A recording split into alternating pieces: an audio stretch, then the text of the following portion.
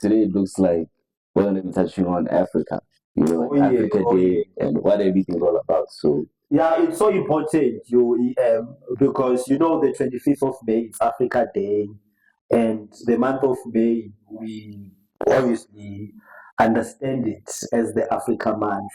But here's my personal belief. I think Africa Day is every day of our lives, because we are Africans.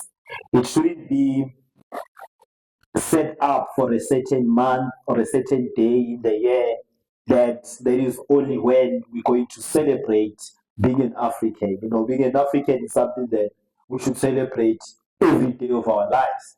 And when I talk about being an African, I'm not talking along the lines of race, I'm not talking along the lines of nationhood. Because my personal belief is that everyone and anyone, whatever their color is, who is in Africa, then they are African.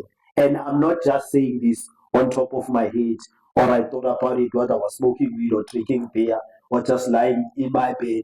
Even Nelson Mandela echoes the very same idea that I have. I watched an interview of his the other day. He's talking about Ubuntu.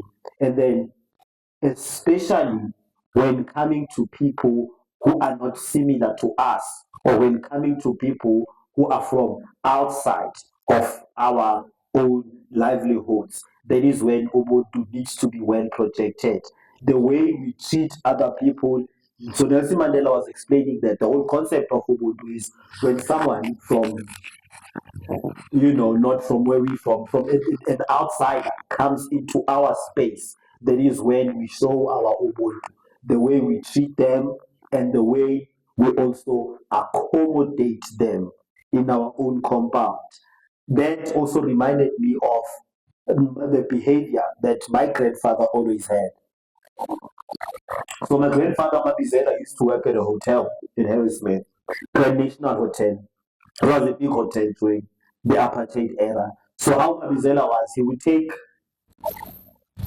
people who had booked in at a hotel, who were supposed to be staying, visitors or guests at the hotel. He would take them from the hotel and actually bring them home to sleep over at home instead of the hotel. And then they'd be buying him alcohol this entire time, and then they drink and have a brawl. So that is just how he was. He was very accommodative to people who are outsiders. So, by the way, we are just talking about the whole idea of Ubuntu. We're talking about the whole idea of African Day and African Month, and just reimagining Africa. What's your take on reimagining Africa? As a young person growing up in today's Africa. I'd say that obviously I'm also a big advocate of, appreciating each other, regardless of what nation you're from Africa. I think that everyone in Africa has intrinsic value and should be respected regardless of where they're from. And but I think one of the things that I'd like to know, uh, I'd like to get your opinion about is why do you think that there's a lot of, I guess, how could I put this, separation in Africa? I think that there's a lot of rivalries in Africa compared to other continents. Maybe I'm ignorant, but for example, in North America, you don't really see the Canadians hating on the Americans, All or these South Americans. exactly, or for example, in South America, you don't really see the Brazilians hating the Argentinians outside of football. Or for example, even when it comes to even European countries, you won't really see people in Switzerland hating on people from Norway or people from France hating on people from the UK and things of that nature. Whereas like it seems like in Africa, like it's totally different. Whereas in Africa, we kind of dislike each other. And even sometimes where we like putting each other down, things of that nature. Which you don't really see that in other continents. Or maybe I'm wrong about it, but what do you think is the cause of that? You're quite correct, because this problem we are facing in Africa now, it stems from borders, and borders originally come with colonization.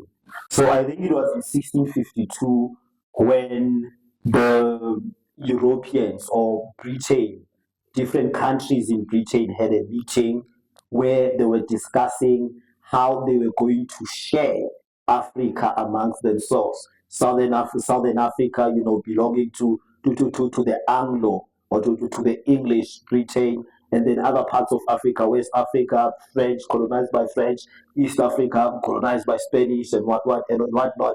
So our problem comes from, it doesn't come from ourselves as Africans originally, but it comes from the whole idea of colonization when during the Bandak conference they divided Africa amongst themselves because there were no borders in Africa. So the colonization during the Bandak conference when they met, that is when they divided the continent of Africa amongst ourselves. So with the borders came in a whole new era or a whole understanding of who we are and what Africa is. The borders therefore separated us. Hey, we are here in South Africa. Hey, they are in Malawi. They are in Mozambique. They are Mozambicans. They are in Zambia. They are Zambians. So that is how this whole thing came about. And then also remember the way Africa has been represented in a lot of movies shown in the Western world, in a lot of art that is sold in the Western world. Africa like has historically been, they've been historically been portrayed as, hey, a poor country, we are dying from a lot of diseases and all this and all that. So all that representation, that negative representation of Africa has been in the minds of the global community. So even in today's Africa, they still doing the same thing. The whole understanding of differences in our own differences, the borders and xenophobia. It's because they want a negative representation of Africa. That is the global community. So we are supposed to be this continent that is that is rooted in a lot of problems. This continent that is characterized by negativity. Yes, we are hungry. We are fighting. Now South Africans are fighting other Africans. There's a whole xenophobia. This is the narrative that the global community wants to push. Because the global community doesn't want to acknowledge and agree that it is their own doing that Africa is suffering as it is suffering today. It is their own doing out of colonization, out of dividing Africa amongst themselves and putting borders so that they are able to extract our mineral resources, that Africa is the way it is. Instead, they would rather depict us in a negative light. So that's why I believe Africa Day should be each and every day of our lives. That understanding of knowing who we really are and understanding our historical background of where we come from. Because once we understand where we come from, we can understand where we're trying to go. Because I reimagine an Africa where I won't have to classify myself as a South African. You want to classify yourself as a Kenyan, as Nigerian, as Zimbabwe, a Mozambican, but you understand and you classify yourself as an African. So that's the type of Africa that I reimagine. And I think also a lot of this also boils down to, I guess, how also the education system is also structured. Whereas I personally didn't do history in high school, but I recall one of my friends doing history, and I remember him telling me that they were writing an essay about, the Holocaust and Adolf Hitler, things of that nature. But then I'm like, why are we learning about other countries' history while South Africa, and even Africa as a whole, has a bunch of historical facts behind it that we also as Africans need to know? Because I mean, don't get me wrong, I'm not against knowledge or learning anything new, but then don't you think that it's pretty questionable that we're learning about what was happening in Nazi Germany or what was happening in France or the Great Revolution in Iran and all those other countries? But the only thing that we usually learn and get pushed about in Africa is just apartheid, really. When there's actually even way more than apartheid to learn. There is actually more valuable history than that. Yes, our education system is also part to blame, but you need to understand that the education system, it is also a product of colonization. You understand? So again, as Africans, mostly our history we did not document, we did not write it down. It was shared, it was transferred through word of mouth. When our parents, grandparents, they tell us what happens, historians, and also other African thinkers, they tell us what happens. So the educational system is actually rooted in colonization. So that is why reimagining Africa, we also need to reimagine education. how we learn, and what exactly are we teaching. So these are all debates that needs to come to the fore. And I think also another crazy thing is touching on the fact that really most of our history wasn't really documented, so it's really hard to trace and teach and track. But I remember one of my lecturers told me that uh, I think one of the first ever mathematical instruments, or the ones that were around, like the very first few mathematical instruments, were actually discovered in Africa. Oh yes. You know, and even when it comes to, for example, the building of the pyramids in Egypt, when they actually look at the writings on the walls and things of that nature, they actually see that people were actually literate when it comes to mathematical geometry and things of that nature, which shows that Africans haven't really been these dumb individuals that Timbuktu in likes Mali. painting. Timbuktu in Mali is also another capital of knowledge. There's a lot of knowledge that one can get from Timbuktu in Mali. So Africa really is, we can say, the main point of civilization. It really is Africa. You know, because also if you go historically, you look at the Garden of Eden, you will realize that the Garden of Eden, also when you read the scripture, you will realize that it's actually situated here in Africa between Tanzania and another country. I believe that is where it's found. But there is a topic for another day. But yes, when we talk about Africa, Ethan, we need to look at different facts and understand that we are the main point and we are central to civilization before the borders and before the colonization. So now, you know what I'm glad about in this new and reimagining Africa. There is some initiatives that African leaders are trying to take, like African Continental Free Trade Area. So the African Continental Free Trade Area really is about creating one market for Africa.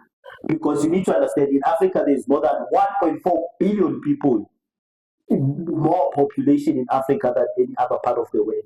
And what's also attractive about that is that majority of our population, it is young people, it is you people, people of your age, Ethan. So that is why I'm having this conversation with you on how do we reimagine Africa. Because now through the African Continental Free Trade Area, it is creating one market for the entire Africa. Meaning an entrepreneur in South Africa will be able to distribute and sell goods anywhere in Africa with very low tariff rates. Because how do you justify this? We have all the raw material, but Africa, we are not distributing this raw material amongst ourselves as a continent. We are taking this raw material out of the continent of Africa. And then this raw material gets processed in the Western world. And then they bring it back to us more expensive. Why can't we find ways, our innovators, our thinkers, our academics, our entrepreneurs, our leaders, get together and actually have a way of using our own raw material to create the final product that our continent is going to benefit and that its products our continent is going to afford at a much lower price than what we're getting from the Western society. And so I think that's why I'm talking about, Africa Day should be every day. So then it is in front of our minds that there are such initiatives, there are such programs, projects going on, such as the Africa Continental Free Trade Agreement or area in which we are able, to create one market. And then it should be our rights and it should be our aspiration as a people that, you know what, I can take my product beyond the borders of Africa or of South Africa, not only restricted to the market in South Africa. But I'd say that if we're gonna think about, let's say, having a version of a utopian Africa, where I'm not saying necessarily that everything needs to be perfect, but everything is ideal. Just like how we can take inspiration from our developed countries, I also think that I think those problems can only be solved once we solve certain issues that involve our foundation. So even though I acknowledge the fact that yes, colonialism happened within Africa and a lot and a lot of things like that, which ended up harming our development as people. I also think that to a certain extent, I think we also need to start holding our global leaders accountable as well.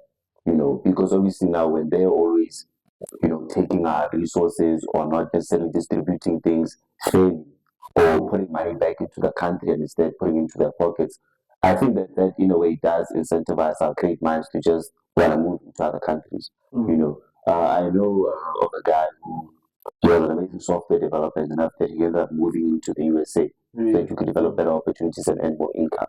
I also know of another lady who was an amazing teacher who also ended up moving to Switzerland so that she could go teach English in Switzerland. You understand what I'm saying? So I think that those two examples are just an example of how not only were our resources being taken, but also our innovators and are very smart individuals. Even for example, people who start businesses in South Africa, whenever they want to scale and reach that next level, what they're always thinking about is let me try and get to the USA or get to the EU or get to Australia or countries like that because that's where all the money is. But even in Africa, I think that the money is here and I think the development is possible. But I think the problem is just the fact that it's not being distributed back into the country. And I also do think that, if the government in a way incentivized more education and higher wages for highly skilled workers, I think that will motivate way more people to go into those fields. In the clearer vision, Ethan, I like what you're saying about having to correct the foundation so that we solve other underlying problems that we have as a continent and as a country. Well, there are quite a number of problems that we are facing.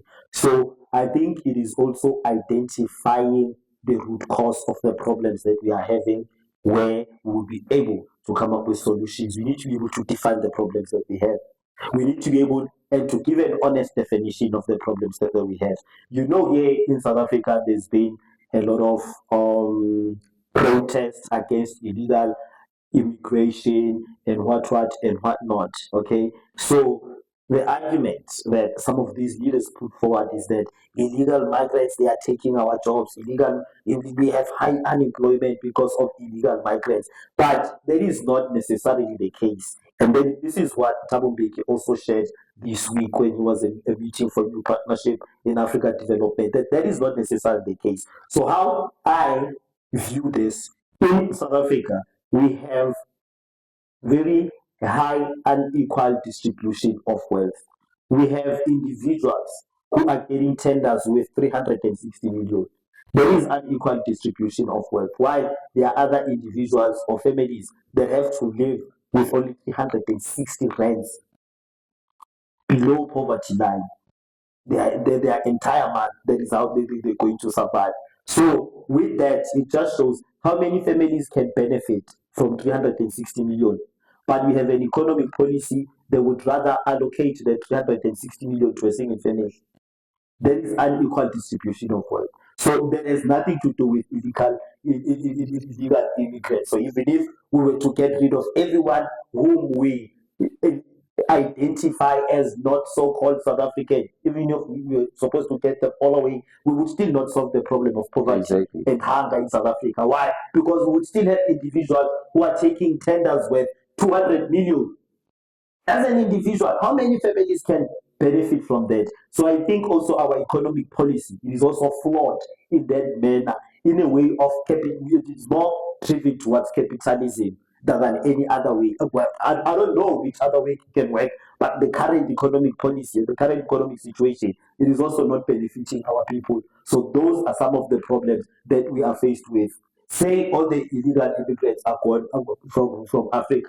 Do you think we're still gonna solve the drug problem? No, we're not gonna solve the drug problem because it was a famous South African Pretorian DJ who died over a drug concierge of about like 200 million because he was involved in that. It is actually some of our national commissioners who are actually involved in the corruption and in the distribution of drugs. So even if we're supposed to let go, we would still be stuck with the very same problems we are having. Why? Because we did not solve the root cause, the foundation, as you are mentioning. Yeah, exactly. And I think that that's just people looking for a simplified solution. I think they're taking a very complex matter and just dumbing it down to one thing, to thinking that, if we take away all the immigrants, then that will mean that, jobs and drug problems and everything else just gonna go away. But that's not true, because of, even with a lot of stuff that we see, like for example, a lot of statistics that we see, obviously a lot of crime that's committed in South Africa is most committed by outside from the country. Gender-based violence is done by mostly South African men. It's not done by mostly the foreign. So and then who has also been in the forefront of killing some of these famous people over the past few years? The death of a rapper, the death of a Pretorian DJ. The death of it's South African businessmen.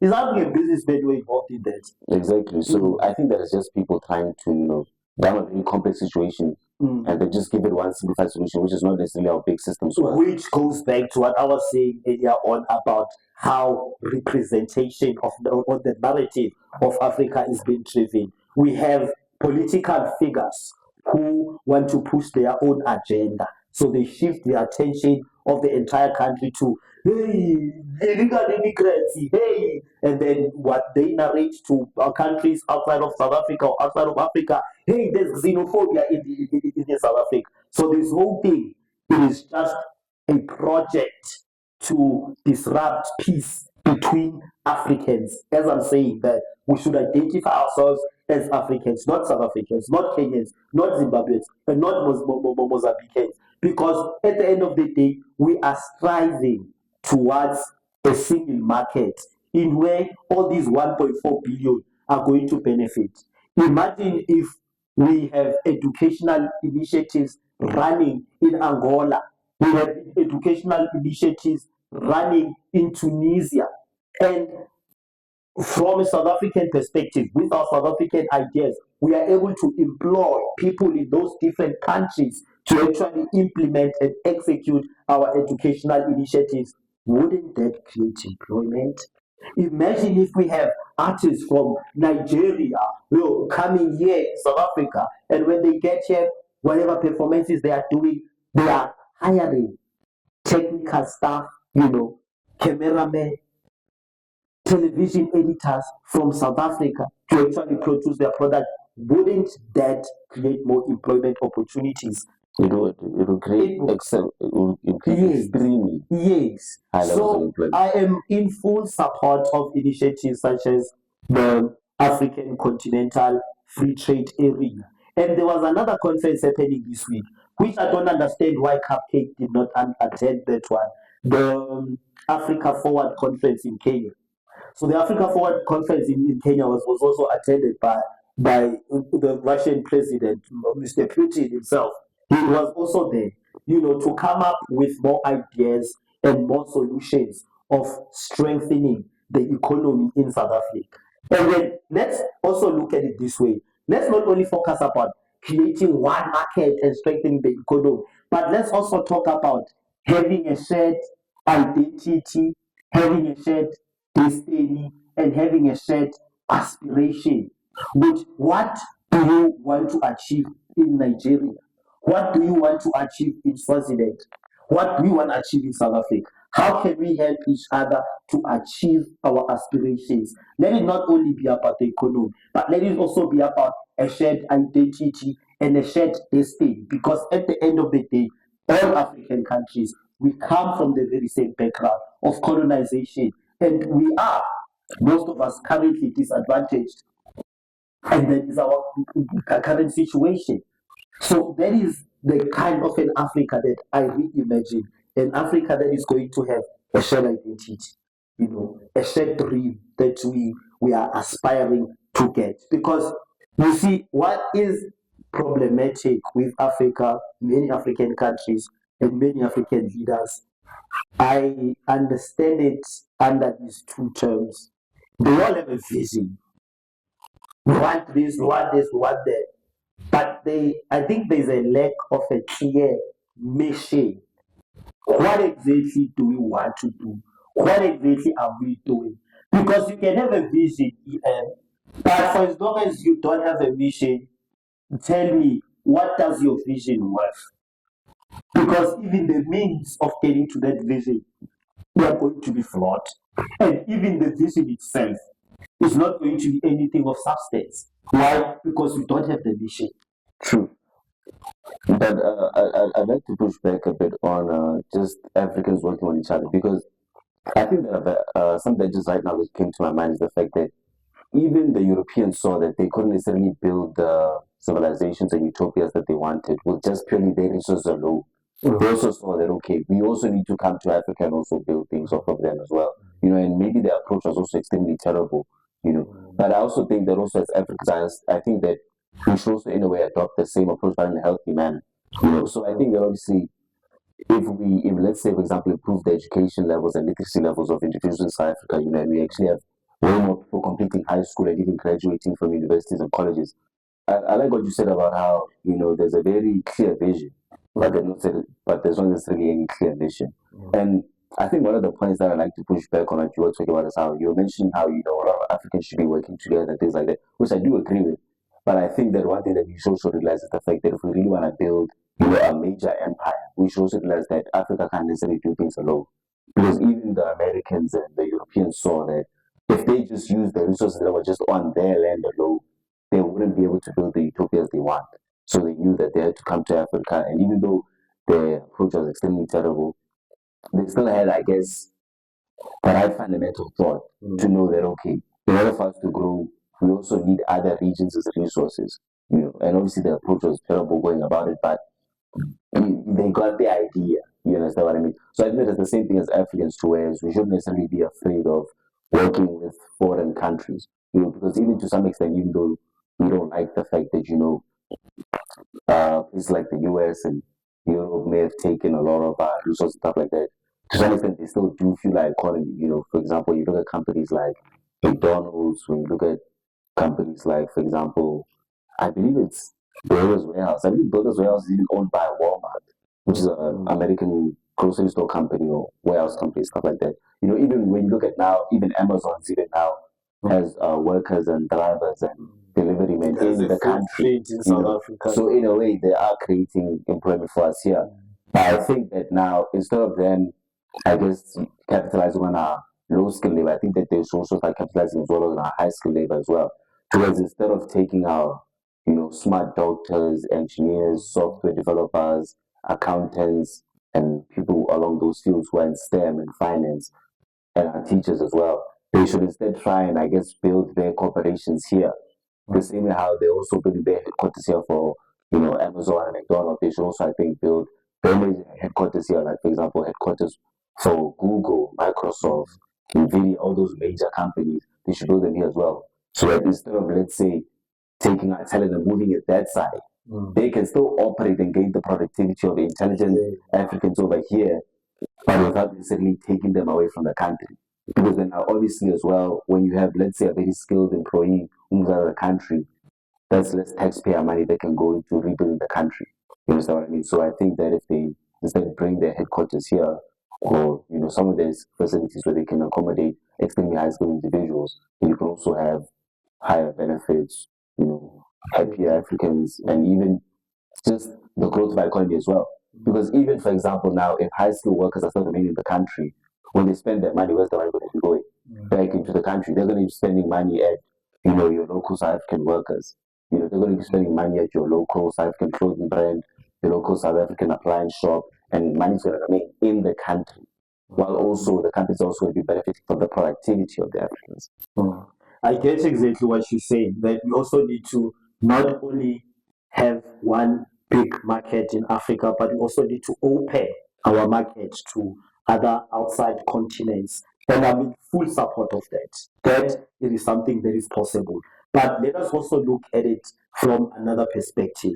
You see, currently as things are happening, we had this conversation the other day. We were talking about artificial intelligence, and then I kept going on about how we create or design our own artificial intelligence application or software or whatnot. And then you started explaining to me the costs that is involved with coming up with such an innovation. So when I reimagine Africa, I imagine an Africa that is not only going to import all these softwares, all these financial tech, all these health technology, and all these other platforms whatever you call it, from the Western world and actually design and produce our own. Because when I think of Africa currently, I feel we are still lacking behind in terms of becoming producers and in terms of becoming builders of industries, as we were talking earlier on about builders warehouse. So I reimagine an Africa where all the innovators, all the thinkers, all the engineers, they're gonna get together. I reimagine an Africa where all the African countries, they're also going to contribute towards creating some form or towards producing some form of a platform, some form of a software, some form of a technological innovation that we can own as creators and as producers. Because eternally, my vision is of an Africa that is going to be more than just influencers, but also creators, innovators, and builders of products and services that everybody can use. Because, yeah, Do you think that we also rely too much on our entertainment sector? Because, I think that really mainly when you hear about Africans going globally, you always typically hear about entertainers like Bobana Boy, Bob Black Coffee, Thailand, people like that. But you never really hear about the intelligent minds going over there. And I'm not saying that necessarily entertainers are intelligent, but I'm talking about things that the average person can relate to. So, for example, you know, I think that with enough education, the average African or the average African in general can become a doctor, engineer, software developer, scientist, research, and things like that. Whereas obviously, I think that obviously when it comes to entertainment, it's more luck based. Whereas I think to a certain extent, you need to have the talent and also you need to end up being lucky. Whereas I think with these other career fields, they're more, I guess, attainable, and I guess in a way contribute more to the country. So don't you think as Africans we like too much as well on our entertainment sector? Whereas I think we never really hear about, this South African scientist that's discovered I think this. the creative industry is much easier to export into other countries. The reason being, globally, there are African, like there's a very strong African diaspora. There are many people of African descendants who are in other spaces of the world or in other countries or in other continents. So that's why it becomes easy to import or to export the creative industry, because there are South Africans in America, wherever the Africans in UK and in Switzerland and in Australia. So all those the African diaspora, they have a hunger for African creative products, so it becomes easier. But I think there is also evidence. It's not always spoken about and it's not always published. Evidence of other African thinkers, other African professionals who are actually excelling in continents outside Africa. But it is just because they are not famous people, we might not see them as much in our media as we do for individuals within the creative space. I mean, I know one African or South African author, Uze Xinda, is also doing wonderful things as a lecturer in the USA. I also have an individual I know, a founder of a record label of which Zulu Boy was signed under. He's also now a lecturer in the USA. And I know I have a Nigerian friend who's a medical doctor. He's also based in the USA. So he's also been telling me about the amount of Nigerian people or Nigerian individuals who are in the medical profession and actually based that side. So professionally, they are there. They are there, great software developers, but it is just they are not spoken of as much as we do speak about people in the creative space. And then the thing with creative space, it is also about identity. You always need to claim and you always need to project where you're coming from when you're within the creative space. Unlike when you're in other professions, it isn't really much about where you're coming from, it's about what you are able to deliver. Okay, okay, that is a fair point. That is a fair point. But I still do think that I think when these things do occur, I think that they should still be pushed more into the media. Yeah. Yeah. So that Africans also get inspired to not only limit themselves to thinking that the only way that I can make it big is through the entertainment industry, that I could also make it big through, learning, applying intelligence and getting better in my field. Because I think starting a certain enterprise, coming up with a certain innovation. Exactly, because I mean, even on the internet, you see a lot of these bright children who want to get into these career fields, who want to get into science, who want to get into engineering, who want to get into medicine, who want to get into technology. But that's because of the fact that they have famous individuals from their countries who inspire them. People like Isaac Newton, people like Albert Einstein, Nikola Tesla, and even other, I guess, great minds and innovators within their respective regions. Those people have a group of people that they can look up to and say, I want to be like this person. Whereas in Africa, I don't really think that we really have many of those. Because right now, if you just me off the top of my head, name an African innovator or name an African scientist, I really gonna go blank. And it's the fact that I can't even answer that question, which implies the fact that we don't necessarily have anyone to look up to. Because even when it comes to children growing up, we typically look up to people who are from where we're from. That's why even those Africans that you mentioned who like listening to African music, which create a big demand for our country's musicians to even move overseas and perform overseas, it's because of the fact that we want people we relate to. It's not only just about the music, but it's also about who's behind the music. Because obviously when a song is sang, it can be a great song, but also discovering that it was written by African can even make it sound like it's an even better song. The same thing with intelligence and trying to learn more. Is if we had a group of scientists, researchers, and people like that, I think a lot of African young boys and girls would be like, I want to be like this guy for you. I want to be like Tato. I think that would be possible with reimagining in Africa. Reimagining in Africa that is going to have a single market, and reimagining in Africa that would be able to trade with other countries within Africa.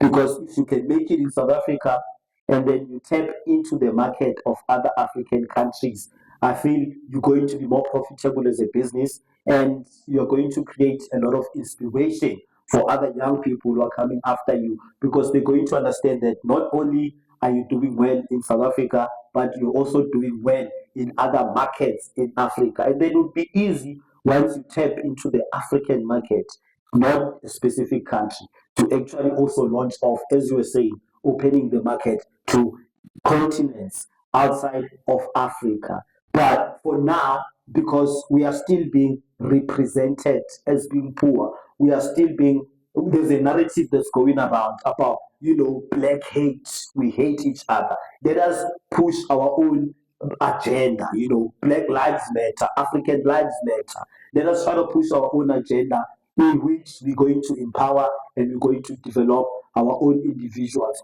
And then I like what you were saying about, having many role models or people to look up to.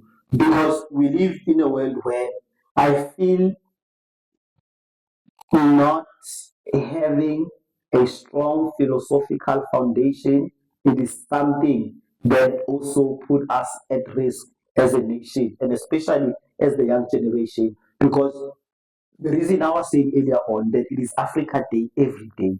Every day and every minute of our lives as African people, we need to remember who we are, and we also need to remember our mission. And our mission, I would sum it up under one African philosophy, which is also prevalent in other African countries, through Ubuntu. When you have Ubuntu, you also understand that my success to be meaningful, I also need to at least try to empower other individuals. Because once you're an individual and then you are at a successful position or space, and then you are able to bring other people up with you, that would create a nation, or that would create a continent that is going to survive and is going to thrive economically and otherwise. And then also through Ubuntu, it is just knowing the correct conduct or behavior that you need to do. If we had, or we still remembered the sense of Ubuntu, I don't think we were going to have false entrepreneurs who are stealing money from the state and then portraying themselves as if they are successful, hardworking individuals on social media. The reason why we no longer have those role models, as you are saying, it is because, when I was young, I used to admire the guy in a Porsche, but now that I'm grown, hey, I feel sorry for the guy in a Porsche, because in the current South Africa, there is an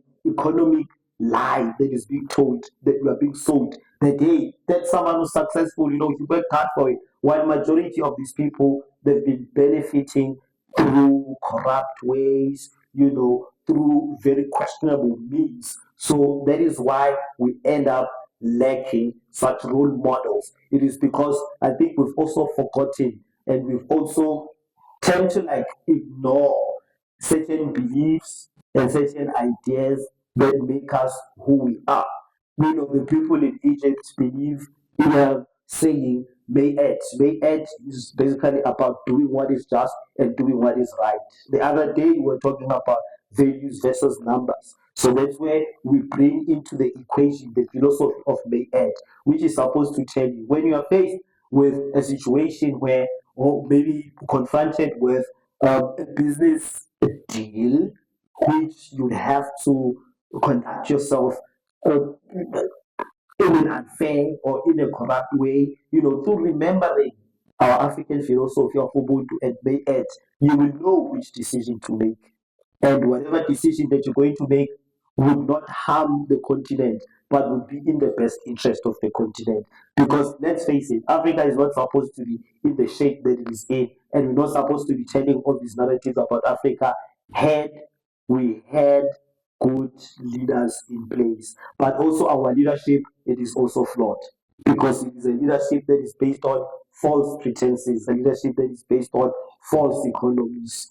Yeah, and I think that's also mainly driven by the fact that I think we as Africans are inspired more by materialistic things than actually things that are really meaningful. You know, I think that once we shift the goalpost to, you know, loving and caring about your community and also, you know, valuing intelligence, valuing providing value, you know, valuing innovation, valuing learning more, you know, not necessarily valuing getting an education just to make money, no, but valuing getting an education so that you can make better decisions and teach, you know, the next generations how to also make better decisions and not repeat the previous ones made by previous generation members into those things. Oh, I totally agree. And in reimagining Africa as well, you remember a quote by Nelson Mandela there. Once you climb a mountain, when you're on top of it, you realize that there are more hills that Climb. still to be climbed.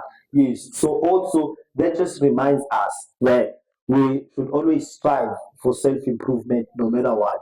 We shouldn't live a life where we have made progress or success at destination that I have arrived because we were saying the other day how that can be a form of self-sabotage, but we're creating say the type of imagination that okay, when I obtain that, maybe when I'm there, I want to look for somewhere else or some other accomplishment that I still want to reach. And then at the same time, having in mind what do I contribute?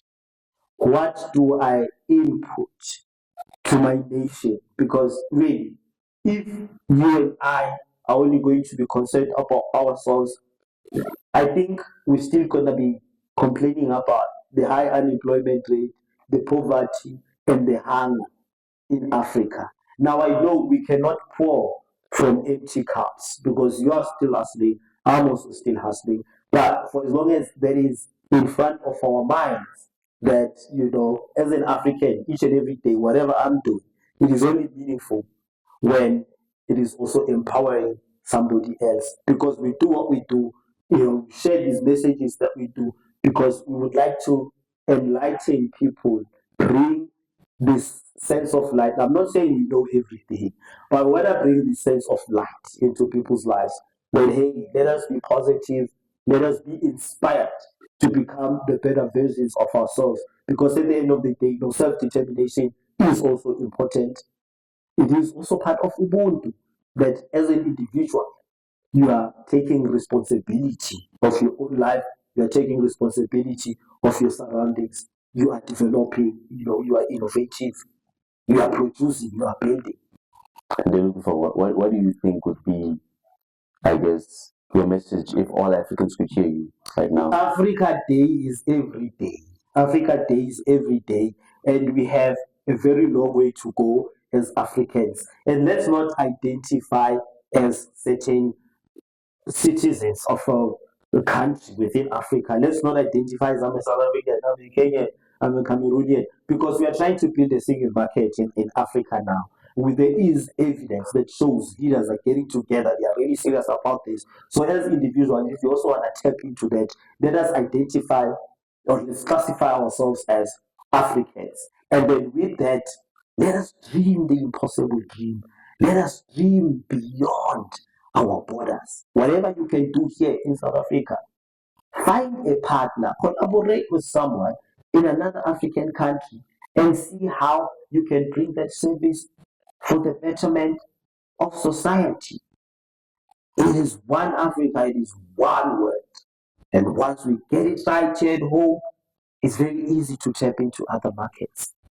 We might not even need to tap into other continental markets. Having 1.4 billion people in South Africa, and most of them are young people. So we need to reimagine Africa. Let us be more than content creators and influencers. Let us be more than just producers of technological platforms, technological devices, health tech, financial tech. Let us be builders of industries. Let us become the best that we can be.